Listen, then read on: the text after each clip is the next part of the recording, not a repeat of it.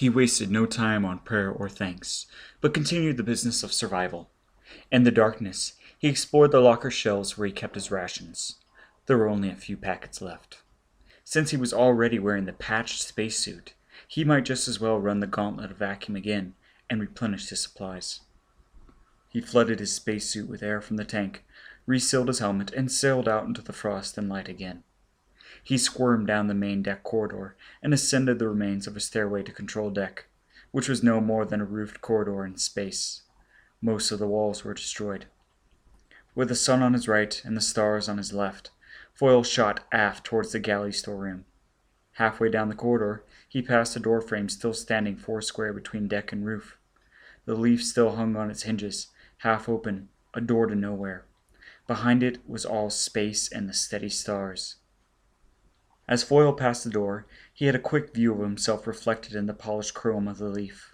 Gully Foyle, a giant black creature, bearded, crusted with dried blood and filth, emaciated, with sick, patient eyes, and followed always by a stream of floating debris, the raffle disturbed by his motion, and following him through space like the tail of a festering comet.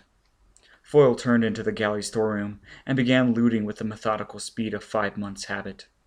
Most of the bottled goods were frozen solid and exploded. Much of the canned goods had lost their containers, for tin crumbles to dust in the absolute zero of space. Foyle gathered up ration packets, concentrates, and a chunk of ice from the burst water tank.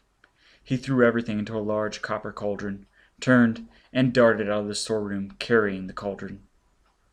At the door to nowhere, Foyle glanced at himself again, reflected in the chrome leaf framed in the stars.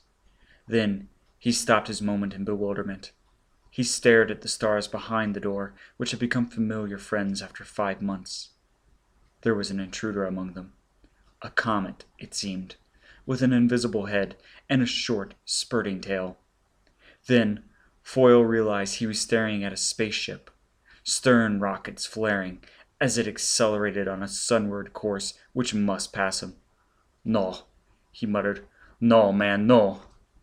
He was continuously suffering from hallucinations. He turned to resume the journey back to his coffin. Then he looked again.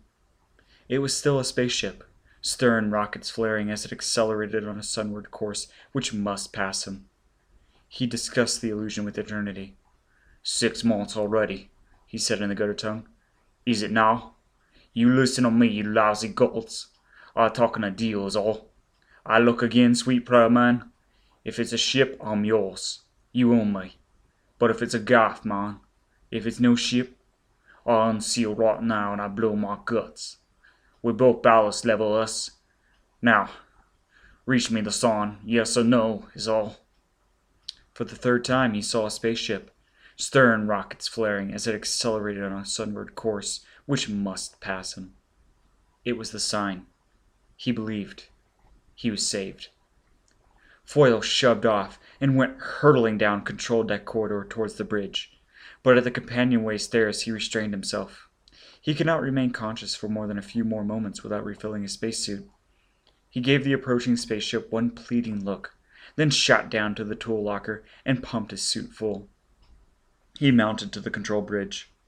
Through the starboard observation port, he saw the spaceship, stern rockets still flaring, evidently making a major alteration in course, for it was bearing down on him very slowly. On a panel marked Flares, Foyle pressed the distress button. There was a 3-second pause during which he suffered. Then, white radiance blinded him as the distress signal went off in 3 triple bursts, 9 prayers for help. Foyle pressed the button twice again, and twice more the flares flashed in space, while the radioactives incorporated in their combustion set up a static howl that must register on any waveband of any receiver. The stranger's jets cut off. He had been seen. He would be saved. He was reborn. He exulted. Foyle darted back to his locker and replenished his spacesuit again. He began to weep. He started to gather his possessions. A faceless clock, which he kept wound just to listen to the ticking. A lug wrench with a hand-shaped handle, which he would hold in lonely moments. An egg slicer upon whose wires he would pluck primitive tunes. He dropped them in his excitement, hunted for them in the dark, then began to laugh at himself. He filled his spacesuit with air once more and capered back to the bridge.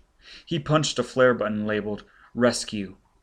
From the hull of the Nomad shot a sunlet that burst and hung, flooding miles of space with harsh white light. "Come on, baby, you," Foyle crooned. "Hurry up, man. Come on, baby, you." Like a ghost torpedo, the stranger slid into the outermost rim of light, approaching slowly, looking him over. For a moment, Foyle's heart constricted. The ship was behaving so cautiously that he feared she was an enemy vessel from the outer satellites. Then he saw the famous red and blue emblem on her side, the trademark of the mighty industrial clan of Prestige of Terra, powerful, munificent, beneficent, and he knew this was a sister ship, for the Nomad was also Prestige owned. He knew this was an angel from space hovering over him. "Oh, sweet sister," Foyle crooned. "Baby angel, fly away home with me." The ship came abreast of Foyle, illuminated ports along its side glowing with friendly light, its name and registry number clearly visible in illuminated figures on the hull. Vorga T:1339. The ship was alongside him in a moment, passing him in a second, disappearing in a third. The sister had spurned him. The angel had abandoned him. Foyle stopped dancing and crooning. He stared in dismay. He leapt to the flare panel and slapped the buttons. Distress signals, landing, takeoff, and quarantine flares burst from the hull of the Nomad in a madness of white, red, and green light, pulsing, pleading, and Vorga T:1339 passed silently and implacably, stern jets flaring again as it accelerated on a sunward course. So in 5 seconds, he was born, he lived, and he died. After 30 years of existence and 6 months of torture, Gully Foyle, the stereotyped common man, was no more. The key turned in the lock of his soul, and the door was opened. What emerged expunged the common man forever. "You pass me by," he said with slow mounting fury. "You leave me rot like a dog. You leave me die, Vorga. Vorga T:1339. No. I get out of here, me. I follow you, Vorga. I find you, Vorga. I pay you back, me. I rot you. I kill you, Vorga. I kill you, filthy." The acid of fury ran through him, eating away the brute patience and sluggishness that had made a cipher of Gully Foyle, precipitating a chain of reactions that would make an infernal machine of Gully Foyle. He was dedicated. "Vorga, I kill you, filthy."